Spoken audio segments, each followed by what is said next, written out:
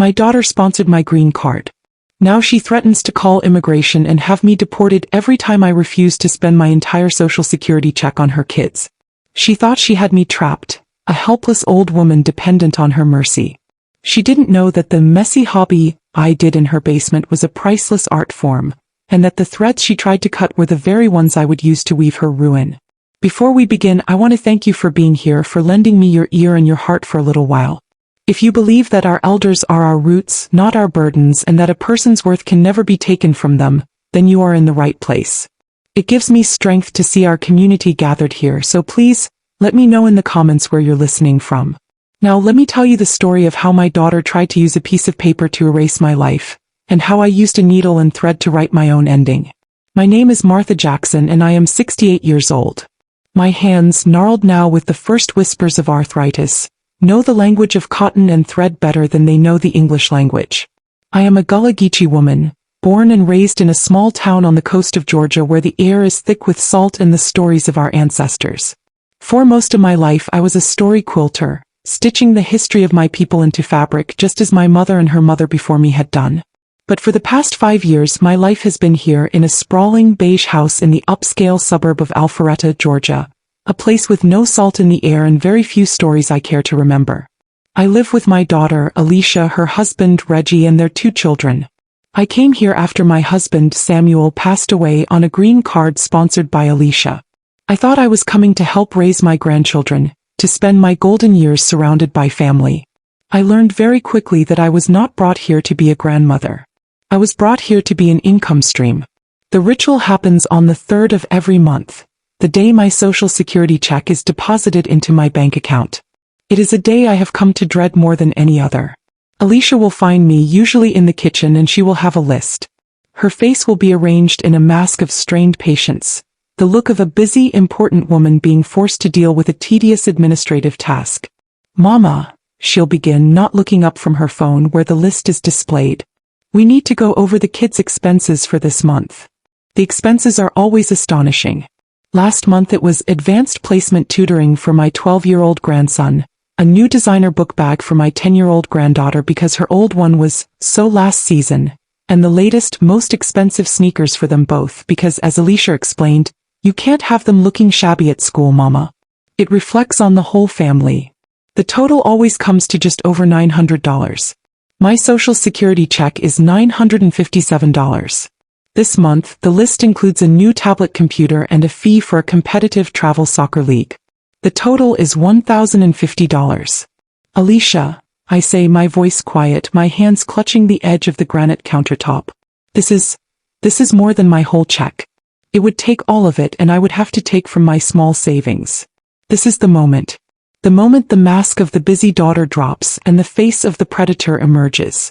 Her eyes, which had been scanning her phone, lift to meet mine. They are cold and hard. "Is that a problem, Mama?" she asks, her voice losing all its warmth. "It leaves me with nothing," I whisper. "For my personal things. For the collection plate at church." "The church will be fine," she says, her voice sharp now. She takes a step closer, lowering her voice to a conspiratorial, threatening hiss. "Let's not forget how you got here. I sponsored your green card. I signed an affidavit of support, promising the United States government that you would not become a public charge. If you refuse to contribute to the household, to the children who are your own blood, then it seems to me you are becoming a public charge. It would be a terrible shame if I had to make a phone call. A terrible shame if immigration services had to get involved." The threat hangs in the air between us, thick and suffocating. It is her weapon, the one she wields with surgical precision every month. The fear it inspires is a cold, metallic thing in my gut. The thought of being deported, of being sent back to Georgia in shame, a woman who had failed, who had been rejected by her own child. It is a terror that eclipses everything else. I am trapped. He knows it. So I do what I always do. I nod my head, my eyes downcast. I go to my room, take out my checkbook, and I write a check to my daughter for $1,050, leaving my own account nearly empty. I am a prisoner, and this is the price of my monthly parole. My life in this house is a study in invisibility. My quilting, the art form that is the very core of my being, is relegated to a dusty corner of the unfinished basement. Alicia calls it my messy hobby. The vibrant fabrics, the intricate patterns, the stories waiting to be told, are an offense to her clean, minimalist aesthetic. "Can you please keep your scraps down here, Mama?" she'll say. It makes the house look cluttered. So I sit in the damp, chilly basement, my old hands struggling in the poor light, and I stitch. I stitch the stories of my ancestors, the pain of my present, the quiet, desperate prayers for my future. My quilts are my only confidants. They are the only place I am allowed to exist fully. Reggie, my son-in-law, is a willing partner in this cruelty. He is the one who often identifies the needs. "Hey Alicia," he'll say at dinner. "Did you see the price for that new coding camp for Jason? We should sign him up." And he will look at me, a quick, expectant glance, and I know that "we" means me. They are a team united in their exploitation. They believe they have all the power. They have my green card, my financial dependence, my fear. They see me as a simple, uneducated old woman from the coast, someone who can be easily controlled. They see my quilts as worthless rags. They have no idea that the stories I stitch are not just stories of the past. They are stories of survival. And they do not know that the same hands that can piece together a beautiful quilt can also, when pushed too far, meticulously, patiently, stitch together a plan for liberation. The fragile piece of my servitude, the grim, predictable rhythm of my monthly extortion, was shattered by 2 words: Brookwood Academy. It happened on a Sunday evening. Alicia and Reggie called me into their family room, a cavernous space with a television the size of my old front door. They had an air of nervous excitement about them, the kind people get when they are about to announce something they believe is wonderful, but which they know is deeply selfish. "Mama, sit down," Alicia said, patting the leather sofa next to her. "We have some amazing news about the kids." I sat, my hands folded in my lap, a familiar sense of dread coiling in my stomach. "Reggie and I have been talking," she began, her voice full of a manufactured enthusiasm. "And we've decided that the public schools here just aren't cutting it. The class sizes are too big, the resources are limited. Our kids deserve the best. They deserve a real advantage in life." "So," Reggie jumped in, unable to contain himself, "we've enrolled them at Brookwood Academy. Can you believe it? It's the best private school in the state." I knew of Brookwood. I had seen its imposing brick gates and perfectly manicured lawns on my rare drives with them. It was a place for the children of doctors, of lawyers, of old Atlanta money.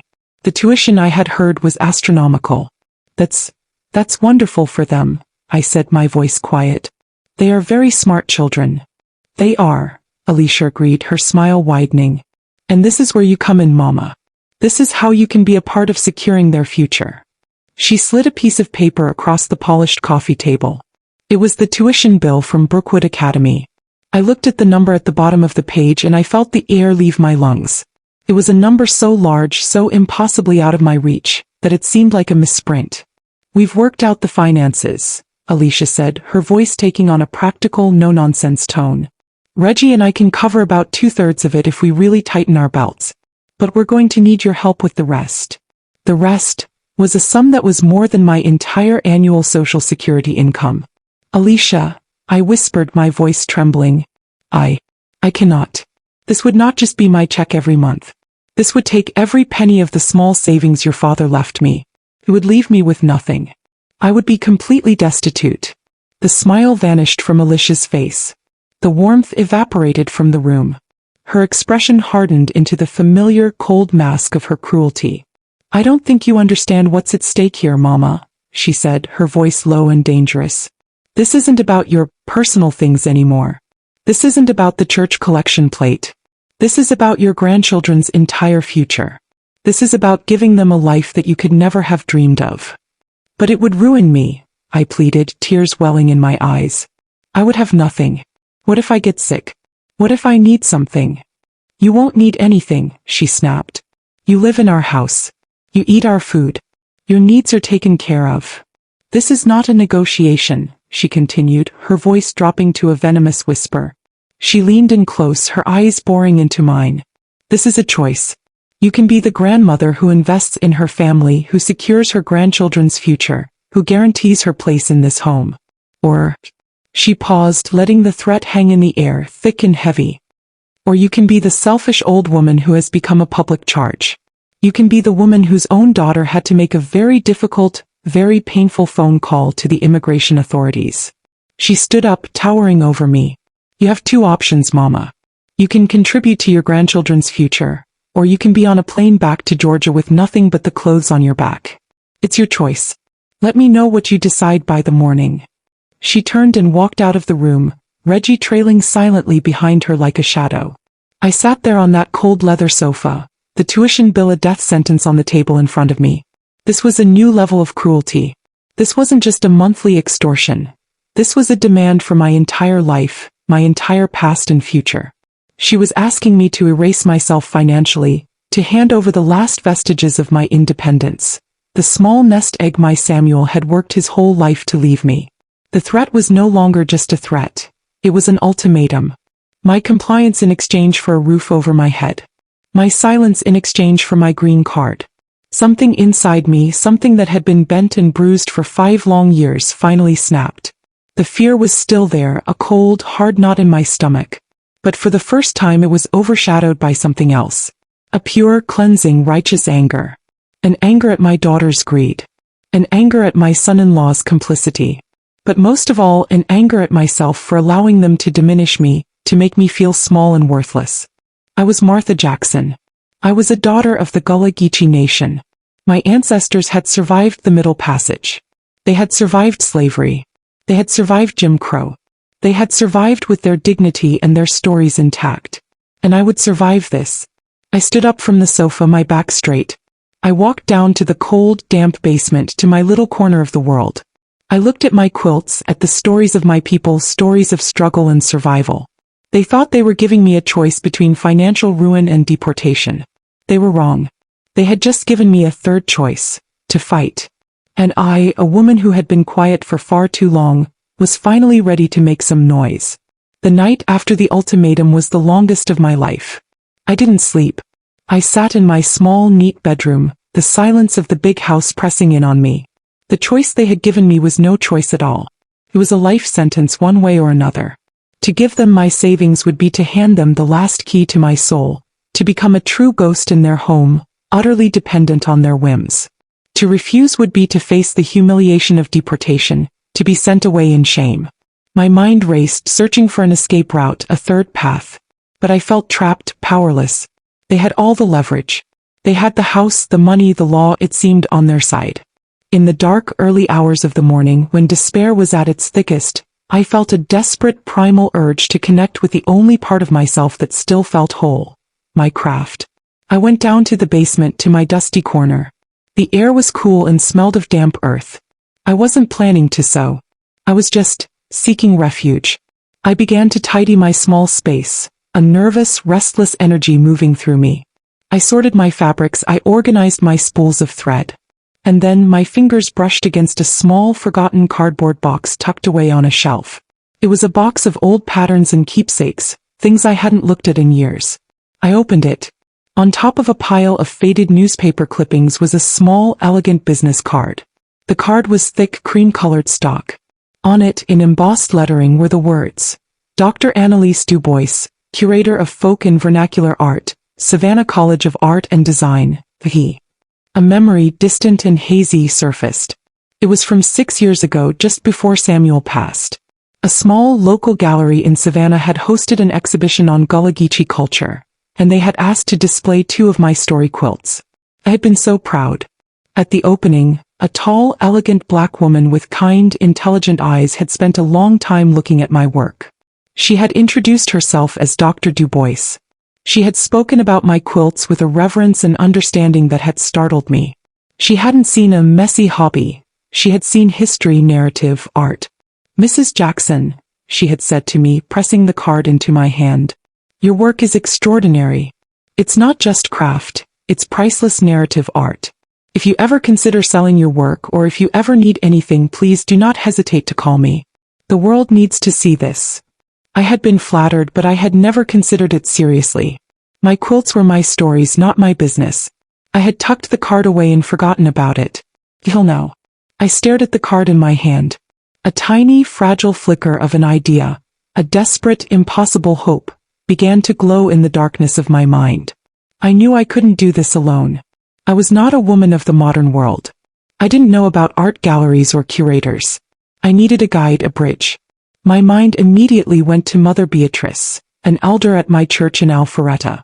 She was a woman of immense wisdom and grace, a retired school principal who navigated the world with a quiet, unshakable confidence. She understood our Gullah roots, but she also understood the way the world worked outside of our community. That Sunday after the service, I asked to speak with her privately. We sat in a small office off the fellowship hall and I told her everything.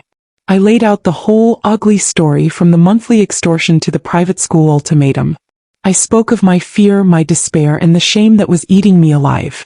Mother Beatrice listened, her face a mask of growing indignation. When I finished, she didn't offer pity. She offered strength. "Martha," she said, her voice a low, powerful rumble. "The sin is not yours.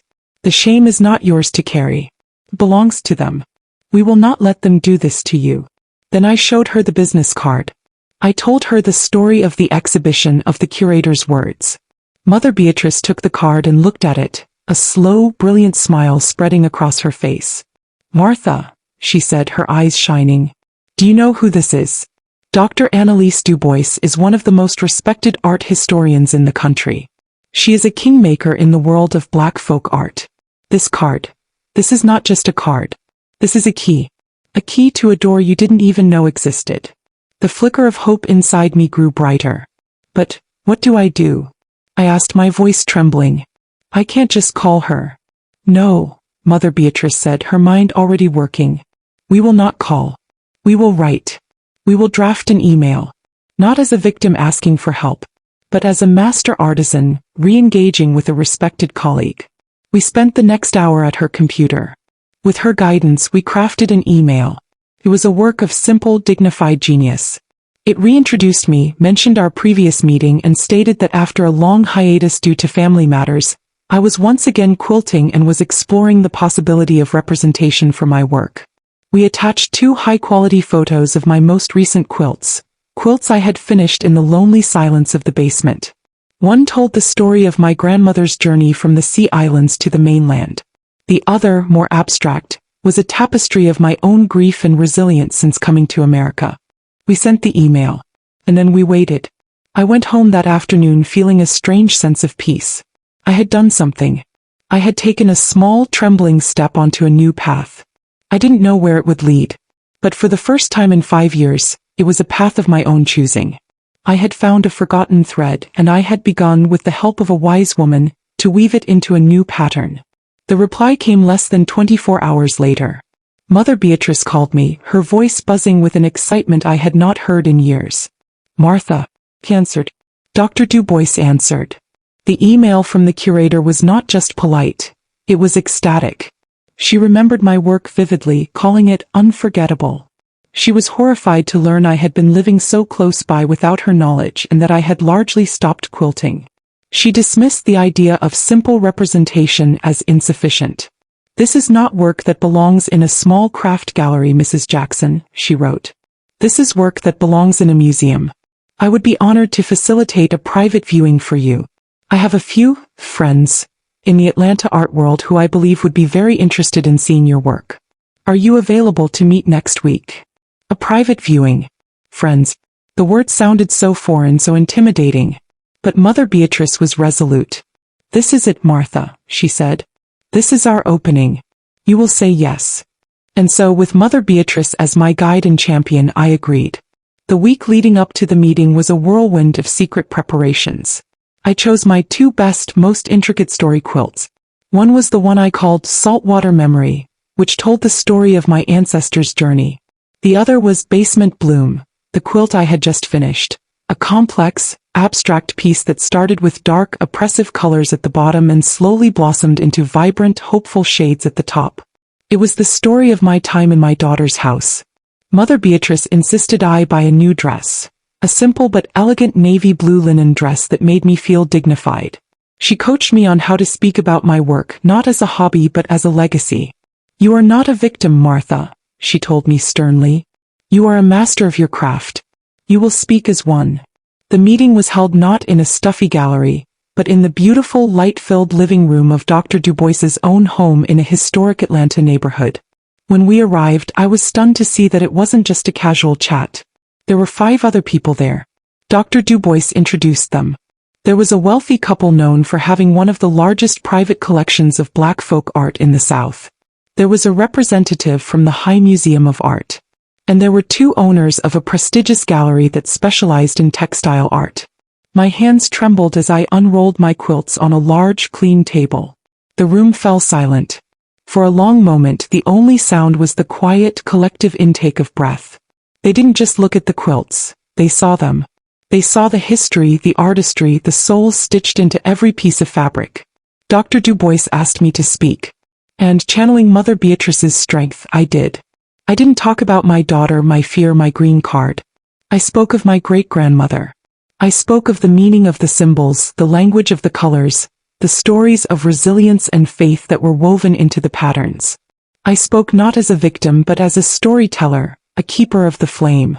When I finished, the room was silent again for a moment. Then the wealthy collector, a distinguished older gentleman, spoke, his voice thick with emotion. "Mrs. Jackson," he said, "in my 40 years of collecting, I have rarely seen work of this power and significance. It is a masterpiece." And then the unthinkable happened. He turned to his wife. "We must have saltwater memory," he said. "Whatever the price." The gallery owner spoke next.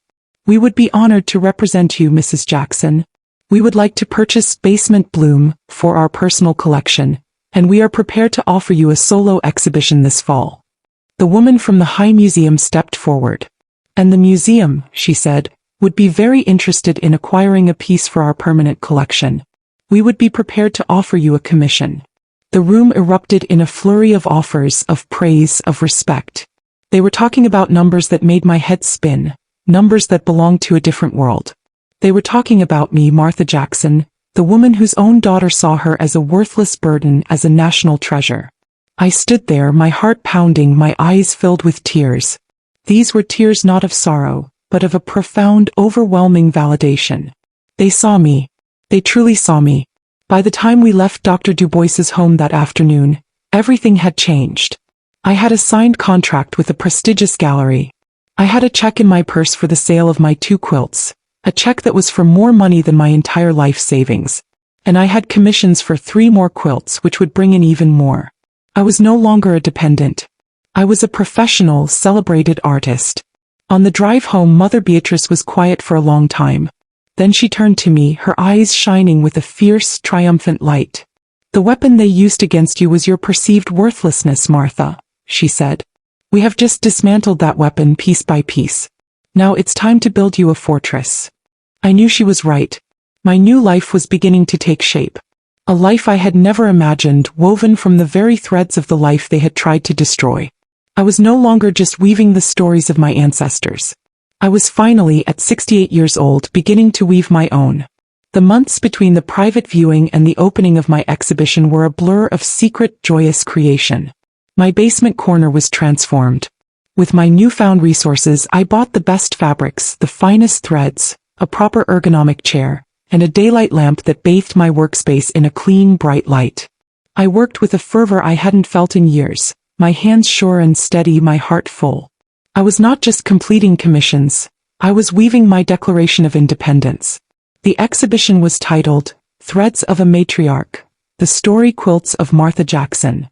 The invitations, designed by the gallery, were elegant and understated. One was sent to my daughter's house in Alpharetta, addressed to Mr. and Mrs. Reggie Turner. Alicia saw the invitation and scoffed. "Oh, look," she said, tossing it onto the kitchen counter. "Mama's church is having a little craft fair for her. How quaint." "Are we going?" Reggie asked. "I suppose we have to," Alicia sighed, her voice full of martyrdom. "We have to show support for her little hobby. We'll go for 20 minutes, smile and leave." They had no idea. They still saw me as their dependent, their problem. The monthly tuition payment for Brookwood Academy was due, and they were preparing to have the final, soul-crushing confrontation with me. They assumed that my quietness over the past few months was a sign of my impending surrender. The night of the opening, they arrived late, dressed as if they were stopping by on their way to a real event. They walked into the prestigious Atlanta gallery, expecting to see a few of my quilts hanging in a church basement. Instead, they walked into a scene from a different universe. The gallery was packed with the elite of Atlanta's art and social scene. Waiters in crisp white jackets moved through the crowd with trays of champagne and elegant hors d'oeuvres. A string quartet was playing softly in the corner.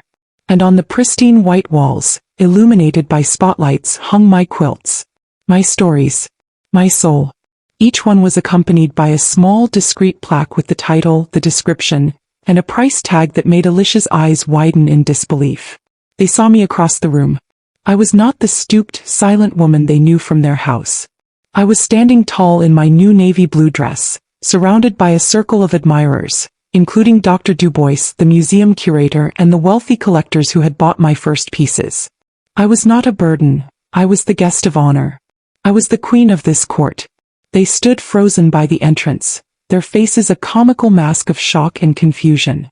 They watched as people approached me, shaking my hand, their voices full of reverence. They saw the small red-soled dots next to almost every quilt on the wall. They were witnessing, in real time, the complete and utter demolition of their perception of me. The woman they had been blackmailing for her last few dollars was, in fact, a celebrated artist whose work was selling for tens of thousands of dollars apiece. The final, devastating blow came at the height of the evening. Dr. Annalise Dubois stepped up to a small podium to make a speech. She spoke of the Gullah Geechee tradition, of the importance of preserving narrative art, and of the rediscovery of a true national treasure, gesturing towards me. The room erupted in applause. Then her voice took on a more serious tone. Art is not created in a vacuum, she said, her eyes scanning the crowd. And we have a duty to protect our artists, especially our elders, from exploitation. That is why I am proud to announce the establishment of a new initiative, funded by a generous, anonymous donor. She paused for dramatic effect. I saw Alicia and Reggie exchange a nervous glance. Tonight we are launching the Matriarch's Shield Fund, Dr. Dubois announced. A legal defense fund dedicated to providing pro bono immigration and contract legal services to elderly and immigrant artists who may be facing coercion or exploitation from those they depend on. The room applauded again, this time with a knowing murmur. And, Dr. Dubois continued, her voice ringing with power, to launch this fund I would like to introduce its lead counsel, a man who has generously donated his time to this cause. He is one of the top immigration lawyers in the state of Georgia. She gestured to a distinguished-looking man who stepped forward from the crowd. He walked over to me and shook my hand warmly. Then he turned his head and looked directly, pointedly, across the room at Alicia and Reggie. His gaze was cold, sharp, and full of professional menace. I am very interested, he said, his voice loud enough for those nearby to hear, in any cases where green card sponsorship is being used as a tool for financial or emotional coercion. Very interested indeed. In that moment, Alicia's weapon, the one she had held to my head for 5 long years, was not just dismantled. It was melted down and reforged into a shield for me, and a sword that was now pointed directly at her own heart. Her face went pale. The color drained from her cheeks, leaving behind a waxy, terrified mask. She grabbed Reggie's arm and, without a word, turned and fled the gallery, pushing her way through the crowd of people who were celebrating the woman she had tried to destroy. The unveiling was complete. I had not raised my voice. I had not uttered a single word of accusation. I had simply stepped into the light and allowed my own worth to be seen. And in that light, their darkness was exposed for all the world to see. The night of the exhibition was the beginning of my new life. The fortress that Mother Beatrice and I had spoken of was now fully built, its walls made of financial independence, public acclaim, and legal protection. The threat of deportation, the weapon that had hung over my head for 5 long years, was gone forever. I was free. My first act as a free woman was to move out of my daughter's house. I didn't have a dramatic confrontation. I simply had my lawyer send them a polite, formal letter informing them that I would be vacating the premises within the week.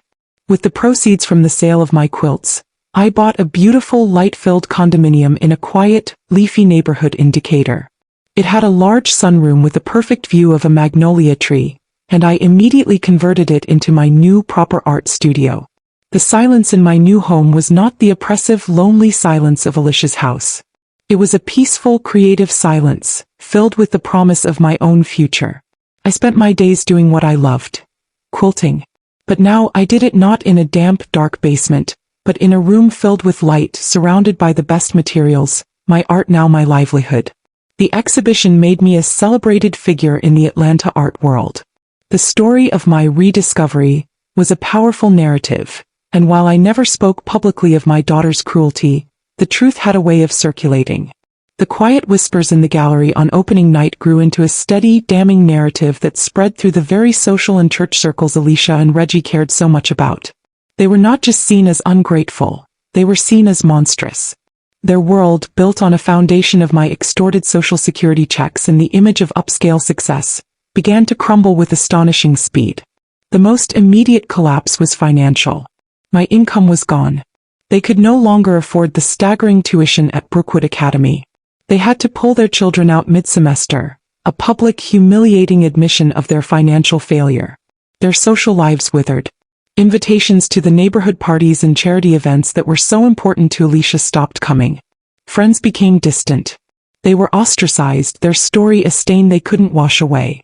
For people so obsessed with appearances, this social death was a fate worse than any other. The final, inevitable blow came when they could no longer afford the mortgage on their big, impressive Alpharetta house. The for sale sign that went up on their pristine lawn was a monument to their own greed and stupidity. They were forced to sell at a loss and downsize to a small, cramped apartment in a less desirable part of town, the very kind of life they had always looked down upon. I did not revel in their downfall. I simply observed it from a distance with a kind of sad, detached finality. They had woven their own shroud and now they were forced to wear it. My life, in contrast, blossomed. The Threads of a Matriarch exhibition was so successful it traveled to other cities. I received a grant to establish a workshop to teach the art of Gullah Geechee story quilting to a new generation of young women, ensuring my craft, would not die out. My days were filled with purpose, with respect, with the joy of creation. I was surrounded not by captors but by students, by fellow artists, by friends who valued me for who I was, not for what I could give them. One day a letter arrived at my new condo. It was from Alicia. It was a long, rambling, self-pitying letter, full of excuses and blame.